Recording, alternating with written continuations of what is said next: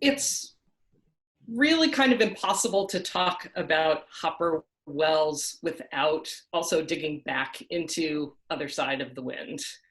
And I would like to go way back to the origins, because when the Other Side of the Wind came out, I don't think I remember hearing from Filip about, I heard about how you were involved in looking into the project and how you eventually joined forces with Frank Marshall, but I don't think I really know what your sort of original connection to Orson Welles or Other Side of the Wind was. If you wouldn't mind just taking us back to that. I mean, obviously, no connection, certainly not the degree to which everybody else from the 70s has. I wasn't born really by the time that Orson had passed away. So for me, it came simply from a love of cinema standpoint. And I read about the project in a collection of short stories, which I think was originally printed in Vanity Fair. And it was about Ambersons. And at the very end of it, there was mention of The Other Side of the Wind and about this most famous film never released. And this was sometime in 2000, I believe 10, something like that, maybe a little bit earlier, maybe 9. And then about a year after that, while at the Cannes Film Festival, I found out that Oya Kodar, Orson's co-screenwriter, obviously one of the leading actresses in the film, and the lead actress in the film, within the film Other Side of the Wind, that she held the rights to Other Side of the Wind. So for me, it was these two things kind of coming together in unison. So I had some pre-existing knowledge of it, and I came to it just simply curious to find out what this project was, what were the rights that she held, and that started me on about a 9-year journey to then finish the film. I mean, were you a Orson Welles fan, casually, deeply, meaning like, you've been on a really long journey with this material, and I'm wondering whether that seems like a natural extension of your interests or whether it comes as sort of a surprise to you that you've become so involved in this world. I mean, I think casually. I had seen, prior to that, I had seen the main films. I mean, I obviously Kane and then Touch of Evil, and Touch of Evil was my favorite. I was somebody who was really steeped in film noir. I had seen Chimes. I had not yet seen NYFF58, and I was an admirer of Welles, but I wasn't somebody. I came more from the European school, and that was the cinema that I studied and was really fascinated with.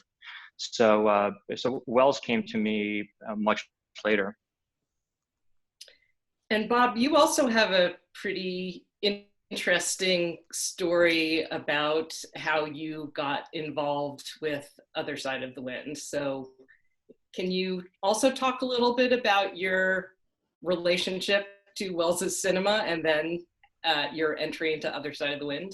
Sure. I became involved in a little bit of a different way because I was friends with Gary Graver, the cinematographer who had worked with Welles and shot most of his movies throughout the 70s and until he passed away. He shot all of Orson's sort of unfinished projects. And Gary was a friend and a neighbor. When I moved to my house in Studio City, I discovered that he was living 3 houses down from me. And I knew him not from the Orson Welles movies, but from the drive-in movies that I saw growing up. Movies like Satan's Sadists and Dracula versus Frankenstein. And I was really into those kind of B cult movies, and Gary had shot hundreds of them. So when I discovered that he was living 3 doors down from me, I went and introduced myself, and also found out that he had this other side of his career where he had shot all these movies for Orson Welles. And he had this unfinished movie called Other Side of the Wind in his garage, and he had sort of been working on it over the years, trying to get it finished, trying to finish the editing, trying to raise money to finish it ever since Orson passed away. And, we had always talked about maybe getting together at some point and working on it. I was an editor, and I was working on some studio movies. And I always said, look, when I finish this movie I'm on, I'll probably have a few months free time. Let's get together and like try to finish Other Side of the Wind. Naively thinking that would be the simple thing to just go into his garage and work on it and get it done and maybe do a little sound mix and put it out. I had no idea, all the problems and lawsuits and political things and everything else surrounding the movie and all the impediments from getting it finished. But it was always, because of course I loved Orson Welles as well. And, I'm a huge cinephile, so it would have been a dream project to work on. Gary passed away from cancer, and I thought that would be my last opportunity to work on the movie until I found out that Filip and Frank Marshall had revived the project. So I reached out to them and thankfully they hired me to become the editor. So cool connection. Yeah, it really worked out great, and I'm just I was thrilled to be involved.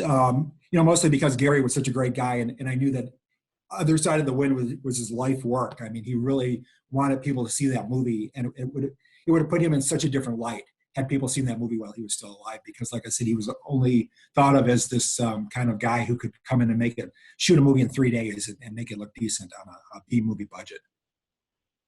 So now that I've dug back into Other Side of the Wind, it bears mentioning that there is very little footage from this Hopper Welles shoot in Other Side of the Wind. There's literally just the one line about wanting to have John Wayne's audience that Dennis Hopper says. So I'm wondering if you can also talk just a little bit about why, in the process of putting together Other Side of the Wind, why you thought that this conversation didn't really fit into the final edit that you came up with. Well, I can speak to that first, because Orson had left an assembly of the movie, and he had done a lot of work on the part, sort of the introduction to the party scene. And so we knew from that assembly that he only really intended to use a few snippets of each of the interview subjects. He wanted to basically shoot an introduction to the party and show a lot of the different party guests, some famous, some not famous, student filmmakers, documentary filmmakers, and just people mingling. And, I think when he shot the Dennis Hopper footage, he was only intending to use a few lines first. And then he was also intending to maybe at some point return to a little bit of the interview with Dennis Hopper as if the John Huston character of Jake Hannaford was interviewing him during the party. So that's why when you see the footage of Hopper, he's surrounded by the kerosene lamps and there's no light, because at that point in the movie, the power has gone out. The guests have been watching Jake Hannaford's movie, The Other Side of the Wind, but they can't watch it anymore. So everybody's just sort of mingling. And I think Welles's intention was that Hannaford's character was going to interview a few of these known filmmakers who were at the party.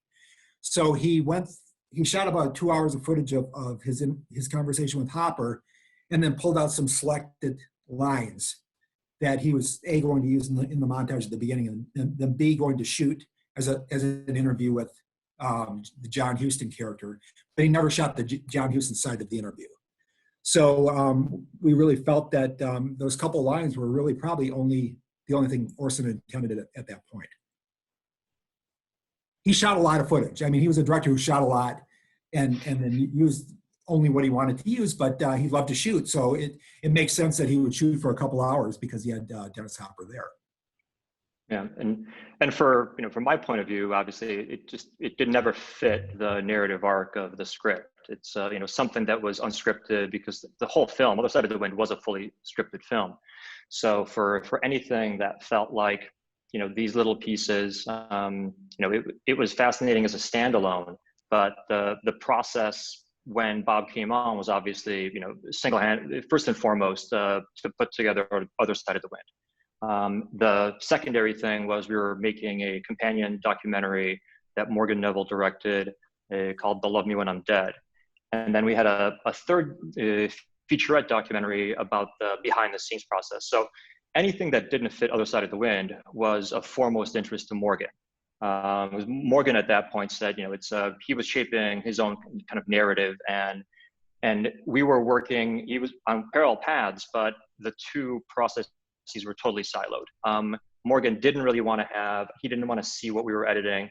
And so I was the only person kind of crossing back and forth between the two parallel productions. And so this was something that I flagged for Morgan right away, saying, I don't think that this is, these interviews are not going to fit what we're doing with Other Side of the Wind. So Morgan took a look at it, and by that time he had already shaped his narrative. So it didn't really fit that either. And obviously it didn't fit the behind the scenes.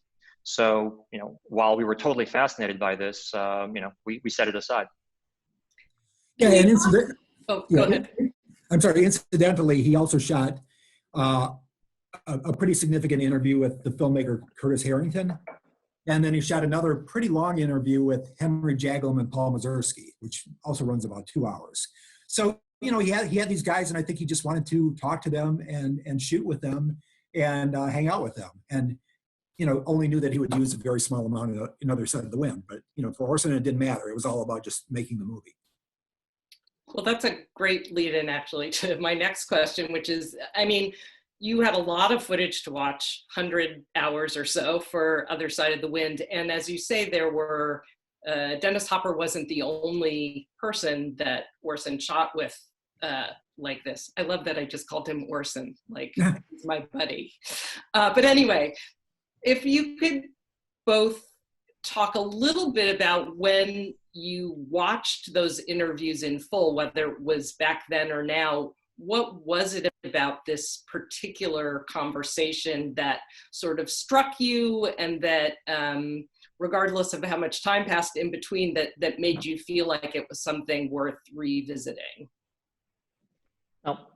I'll speak to that because, for me, I had quite a bit, and I think, Bob will likely echo this. We had a little bit of Wells fatigue. It was a long process. And for me, before we even got into the edit, it was about 8 years of me living with Orson Welles and with this material. So by the time we finished and the film premiered, I had moved on and I had 2 other films in production. And it took about 1.5 years for me to come back to this material. And I remembered it, and I remember, speaking of it fondly. And I had lunch in LA with a colleague of mine who directed Along for the Ride, which was just a Dennis Hopper documentary. And he asked about this material, and I started talking about it, and I got really enthusiastic about it. I was talking about it so passionately, and he asked to see some of it.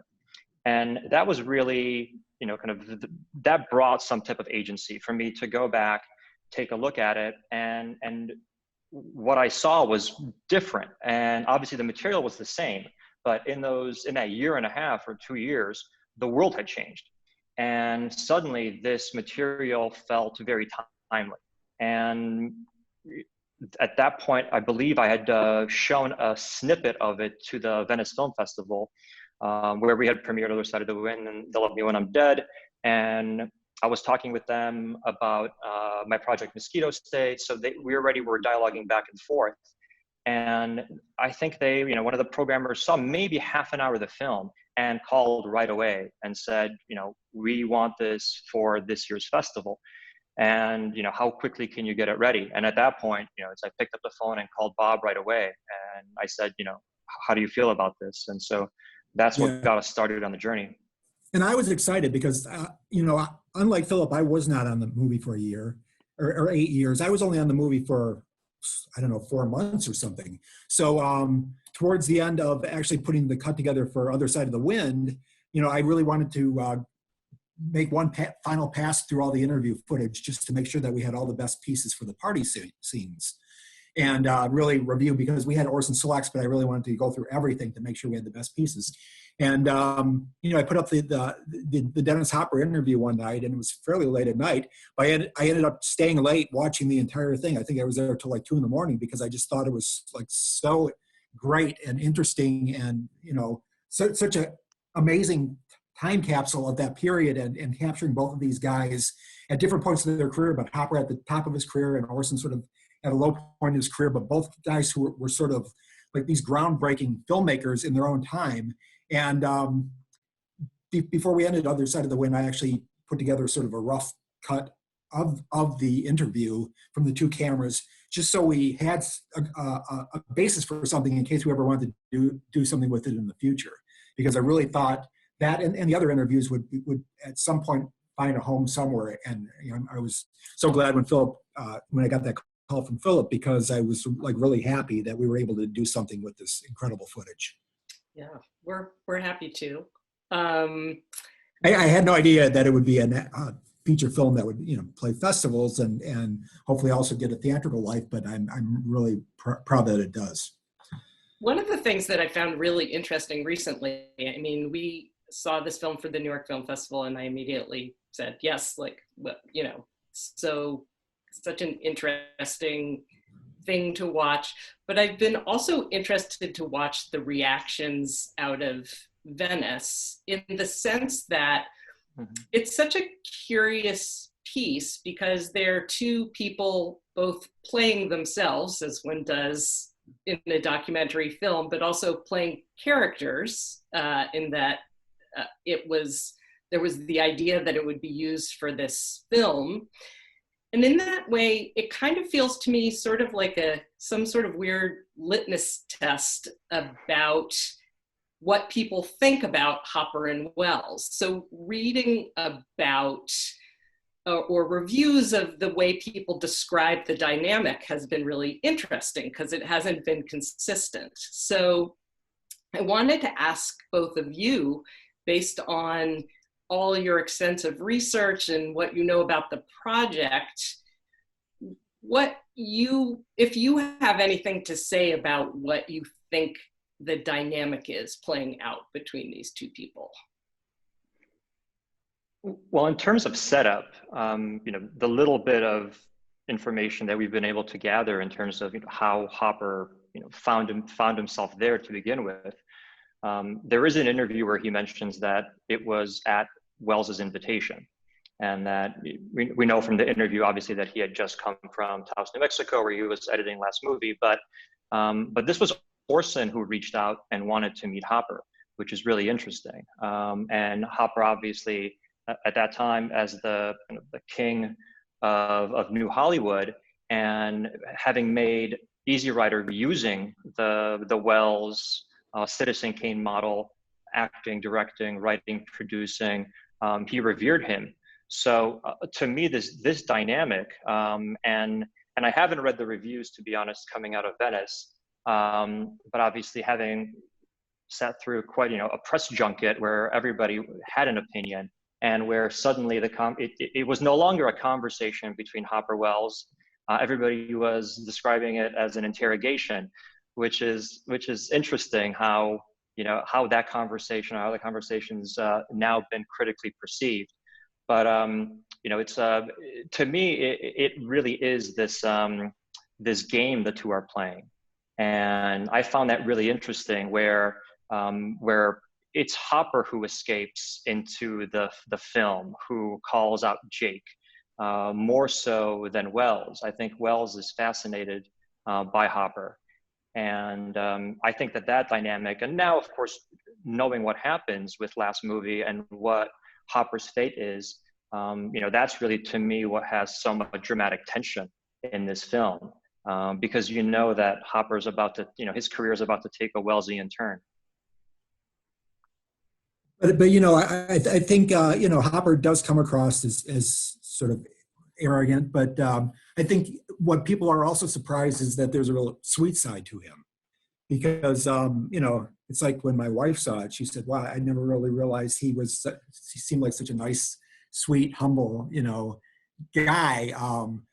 I think there's this impression of Hopper as this wild man. Of course, people who know him from the later movies like Apocalypse Now or Blue Velvet or things like that just think of him as this crazy, unhinged character. And I think that was the impression of him a lot in those days as well, from Easy Rider and just being this Hollywood rebel. But I think he does come across as this like kind of genuine, almost vulnerable person. And he's trying to keep up in this intellectual game with Wells, but obviously Wells has him beat on a lot of levels. and I think you do feel kind of like he's vulnerable, and he's not really up to the level of Wells in terms of the intellectual game, but at the same time he does hold his own, and I think that's what's really interesting about it. But I do think that he reveals as much as he does. And I think Wells obviously has to reveal a little bit about himself also to bait him into it. I think, you know, if you're not genuine, you're going to sense it. But I think it's, you know, from the stuff that I had seen from, you know, other Hopper interviews from that period, it's, I do think that he holds Wells in such high esteem. That's why you get this side of him, where you get this softness, where he wants to come across as the intellectual. I think each person is bending to the other. And I think with Wells, he so wants to be hip in front of him too. So it's interesting, like, you know, the impression that each of them wants to make on the other. Yeah. I want to talk about editing. It's, of course, great that it's a point of discussion in the movie. And that it's a real difference between the two. And I'm just really curious about this piece, because I know for Other Side of the Wind, you were really trying to hew to Orson Welles's whatever you could parse of his desires and make it really the other side of the wind that Orson Welles wanted. Of course, you didn't have a similar background in terms of what eventually might have happened to this. And I'm wondering how that affected the way you went in to make the decisions you made about what the final shape of this project would be. Meaning, yeah, were you more kill your darlings or enemy of the film kind of approach? I'm usually always kill your darlings, enemy of the film on any movie I work on. But on this one, I actually thought it was more important to preserve the historic record of what happened that night in terms of the conversation between these two guys. And they covered a lot of topics. And sure, we could have gone in and said, okay, we're going to make this 90 minutes. This will be great at 90 minutes. Here's some material that, you know, they kind of go off on a tangent. You know, we could remove this entire section because it's off topic. But you know, I quickly realized that when I was showing it to various people, you know, who might have been interested in just to get their feedback, different people responded to different things. Some people responded to the material about, you know, Antonioni and the foreign films. Some people responded to stories about Hollywood with stories about, you know, Elvis Presley and the Fonda family. Other people responded to the more political stuff. So it really seemed that, you know, there was something for everybody in the audience, and different people would respond at different levels. So I really felt strongly that even though it was 2 hours, ended up being 2 hours and 10 minutes, and Orson famously said that he felt that 2 hours was the point of endurance for any moviegoer, and that all movies should be under 2 hours, and proved that with all of his movies, because all of his movies were under the 2 hour mark, including the ones that people think have an epic feel to them, like Citizen Kane. I mean, that was well under 2 hours. But this one, you know, of course, Orson would probably be furious if he saw it, knowing that we released it at 2 hours and 10 minutes. But for me, it was more important to keep it as the historic document than to be really aggressive about cutting it down. I mean, that said, we tried to keep it visually interesting and you know, intercut the two cameras in the most elegant way possible. You know, there's a lot of footage that probably was never intended to be used in a feature film. You know, a lot of times it was the cameraman trying to find shots as opposed to really covering the conversation. You know, if they had actually intended to shoot this as a documentary, I think they would have covered it a little differently. You know, they would have staggered the camera rolls so they didn't end at the same time, because there are actually places, especially near the beginning, there are places where both cameras run out and there's additional dialogue while both cameramen are reloading. And that was kind of a quandary to try to make it seem continuous. And then of course, there are just a lot of instances where there's a lot of like walking around, zooming in and out, trying to get a little piece of Hopper smoking or a little piece of a laugh. And those were actually the pieces that Orson had pulled out when he did his select roll for Other Side of the Wind. So it was more like little visual pieces as opposed to creating a fluid record of an event that happened. But a lot of the editing was also sort of mandated by trying to get around technical problems and get around cuts, because Orson had actually gone through the footage and chopped up the original negative to make his select rolls. So there were a lot of places where we were trying to get around negative cuts where frames were missing or actual footage was missing to try to make it seem smooth and fluid as possible. Yeah. And to me, just watching what Bob had assembled during the Wind sessions, there was something so rough and kind of, the aesthetic with the slates, the way that he had lined it up. To me, obviously, it's that's why we have that little piece at the very beginning where Orson instructs the camera assistant to put that slate in and don't ask so nicely, because Hopper just constantly has this slate put in front of his face, and he's not supposed to break concentration. And and the fluidity of that conversation gives it that intimacy. And that's what I loved when I came back to this. It's even that grandfather clock striking 3 times. You have a passage of time. You're there, and you're there with Hopper. The way that and the conversation obviously goes kind of around, and you kind of get frustrated with him, with Hopper not confronting certain questions. But that's the game. That's, to me, that what makes it feel like a real conversation, and you kind of cringe at those moments. But to me, that's really where this movie shines. Yeah, people talk about found footage movies, and this is really a found footage movie, and it's probably one of the earliest examples of a found footage movie now that it's put together. People would always say, "Oh, Blair Witch Project was the first one," and then I would always say, "Cannibal Holocaust is the first one." And then when we did Other Side of the Wind, it was like, well, no, Orson kind of figured this out years before that. But Other Side of the Wind was like a fake found footage movie the way it was constructed. But this one actually is. This was literally footage that we found was never really intended to be a feature as far as we know. And so now it's become this incredible found footage movie. Yeah, and thank you so much for finding it and bringing it to life. Is any developments out of Venice you want to share about future plans for the film, or? I think that's still a work in progress. Going into it, Bob and I were working on this in secret, and I was actually in Europe at the time. This was really a project that came together during confinement. And Bob was in LA, and I was between Poland and France.